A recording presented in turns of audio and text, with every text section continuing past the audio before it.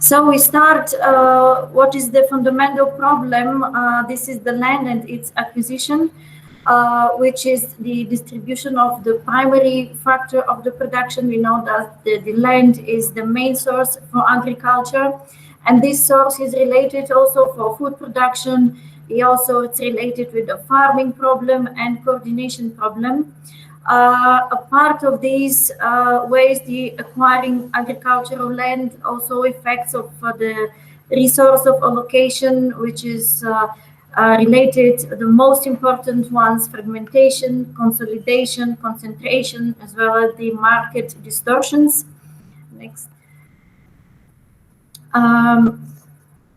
I will go quickly with the historical background, and this is all related issues with the agricultural land are based in the constitution of Bulgaria. We have more than 14 agrarian reforms affecting the agricultural land, and this concerns the period 1878 up to present. 4 constitutional amendments and 6 amendments we have done, the last amendments in 1991. First legislation framework as regards the agricultural land in 1885. This is for this period until 1944, where we have 33 legal acts which were adopted with this specifically subject to the agricultural land. Specific law on notarios and district judges performing the notarial deeds. It's adopted in 1885.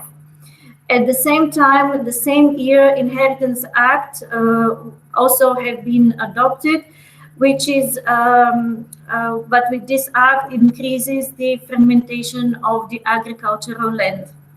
1892, further development of the legislation, and there is a special law on sale of real estate made of at home and private acts. And the law validates the written contracts for sale in real estates, etc., etc. This to the historical predecessor of Article 219 of the Obligations and Contracts Act was amended in 1892 for both notarial deed and the private written deed were admitted as a form as a transfer for rights over the real estates. What are the legal resources? The new modern legislation related to the acquisition of agricultural land started basically after 1948, where a lot of special acts were adopted. And as we start from 1950 with the Inheritance Act, Property Act, Law on Obligations, etc., etc., up to 2001, where we can really say that the modern legal framework have been created, but without concerning the legal entities at that time. With 1989, the restitution of agricultural land started in Bulgaria. This is the process which starts at the same time 2 processes. First, this is the liquidation of the old organizational structures, and this is the former agricultural cooperative complexes. And at the same time, it's the beginning of the restoration of ownership of agricultural land in real property line.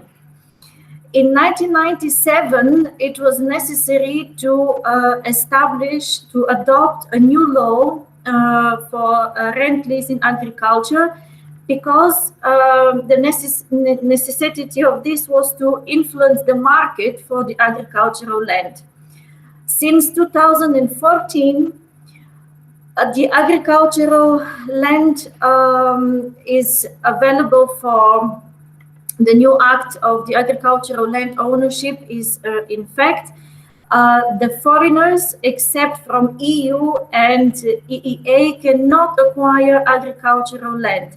This is valid as well as for the legal entities before And now after the restrictions for the Bulgarian entities. There are some restrictions for the foreign legal entities, but we will see these restrictions a little later in the presentation. The legal framework continued to develop after the period 1991, when was the Sixth Amendment of the Constitution and the adoption of commercial law of the Republic has been adopted in 1993, law on agricultural cooperatives in 1999, 2003 is the law for companies with special investment purpose. Because this later we will see that they will play a special role. And the Commercial Register Act, Law of Protection of Competitions in 2016, this law was amended and includes non-profit legal entities. A new framework doctrine started during the period 1982 up to now, where with the period 1991-1996, we have three laws, which is dealing mainly with the agricultural law, and 6 laws, which deals indirectly with the acquisition of property.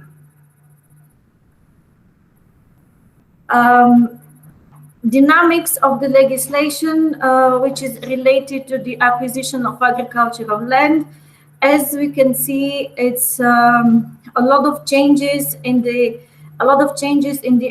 legislation framework, as well as a lot of changes in the amendment tariffs at that time.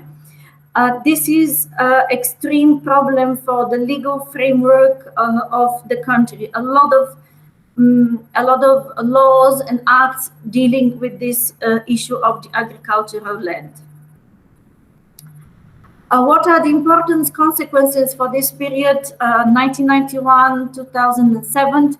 Is this fragmentation of ownership? Is that at that time we have more than 2 million plots. Some of these plots are having more than 20 co-owners, which is with a high transaction cost and low investment activity.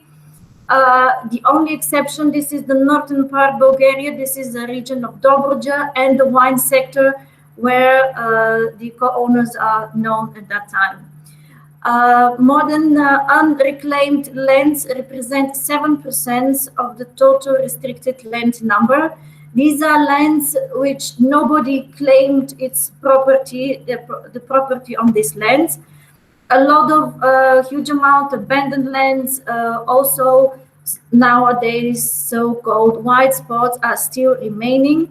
And for this period of time after 2007, we have 25% of the agricultural land remain deserted. So the long-term consequences of the way of the restoration of the agricultural land is that people have lost interest, and they have lost interest on their restituted land. So there is as a result of this, we have the broken connections to the ground. The next consequences long-term, which is observed after the restoration of the agricultural land, is that a lot of people have migrated from the village to the city or declaim the Bulgarian villages.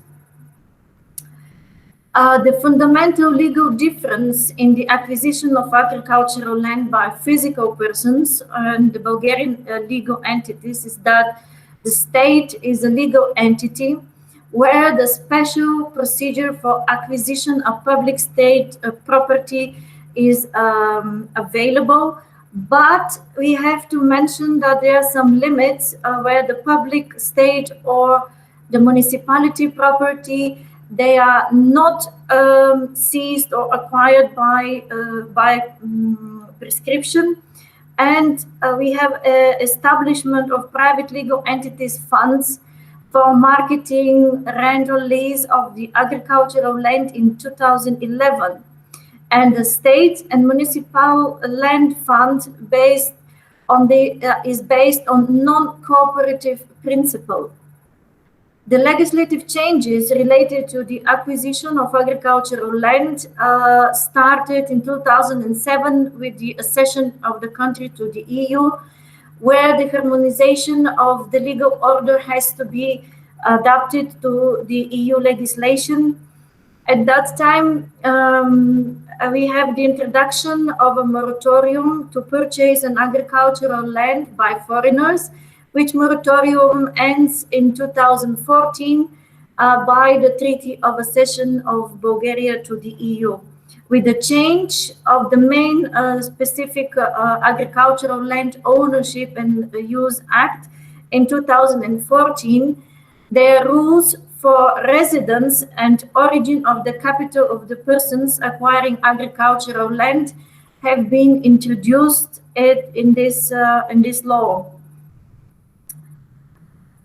During the pre-accession period and during the full membership of the EU, a lot of changes has happened as regards the agricultural land. And this is one of these changes is the new system for administrative service and management of the agricultural land. In the year of 2000, the Act for the Cadastre and Property Register has been adopted, where the electronic formats also have been introduced. More than 17 registration systems of different types dealing with agricultural land are not still integrated in one system. In practice, the electronic formats are helping mainly to the legal entities, but the figure of the personal entities does not fall into this formats. As well, new players have been directly involved in the agricultural land market. So that's why the law on special investment purpose companies have been established in order to help these new players. Special place is as well given to the legal entities. At that time, during this period, 67 newly established investment funds have been established, operating on the principle of the American trusts. At present, only 6 companies have legislative advantages as regards reporting and payment of taxes of having the agricultural land. In the period 2017-2018, the consolidation of the agricultural land resource have increased dramatically. In the hands the ownership of the agricultural land is now, it's already in the hands of the legal entities for years. And the specific rules for indirectly support of large entities has also been established. Especially this is Article 37C in the Act of Agricultural Law of Ownership and Use of Agricultural Land. Although the procedure of the consolidation of agricultural land it's working to support indirectly the acquisition by legal entities and some of the farmers. The rule laid down in Article 4A at the same Act for ownership and use of agricultural land. Although the procedure of the consolidation of the land by renting out properties and co-owners have at the moment 25% ideal parts, supports again only the legal large legal entities in agriculture. The amendment in the same article, but in year 2018, is giving also another possibility of the legal entities to rent the agricultural land, which at later stage allows them in long term to acquire this agricultural land. And the same rule is also valid as regards the stock density, which is again indirectly supports the legal entities.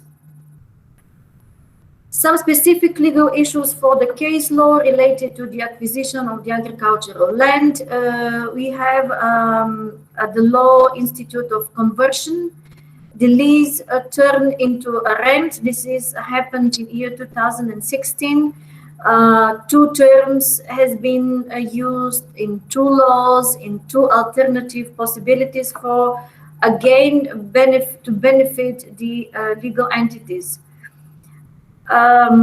Some of the conclusions during all these periods of transformation, periods of restoration and consolidation again by the agricultural land, is that at the moment in Bulgaria there are parallel process, it's still ongoing on the consolidation and fragmentation of the agricultural land. And this fragmentation is a result of the way also of the inheritance of the agricultural land. The consolidation of agricultural land is a result of its use, but this is just because of the acquisition. And finally, the consolidation of the agricultural land is dealing with the concentration of the agricultural land. Change of the framework or from the doctrine is necessary because this will solve the problem with an effective use of the agricultural land. This also will avoid the dominant position of the agricultural land legal entities, especially at the local level, because at the local level, they dictate the rules as regards the market of the agricultural land, renting the agricultural land, and ownership of the agricultural land. Amendment of the legal framework as regards the competitiveness concerning farm landing management in the EU is another necessary thing that needs to be done for this purpose. And I would like to thank you very much for your attention and to apologize once again for all these inconvenience and difficulties with starting the presentation. Thank you very much for your patience. Thank you so much for your presentation. Thank you.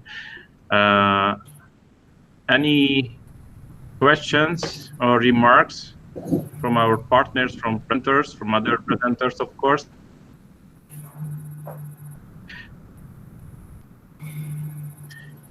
If not, I have a question. Maybe at the end of your presentation, there was an interesting sentence that is the lease, the contracts lease, they turn into rent. I think they are two similar institutions. What does it mean in your interpretation? So turning lease into rent is because we have two special acts on this regard. First act deals with the rent in the for the agricultural land, and the second is obligatory act. For the second is obligatory act to lease the agricultural land. So these are the two pieces of legislation which deals with these two terminology. The boundary between lease and rent, it's very, very small.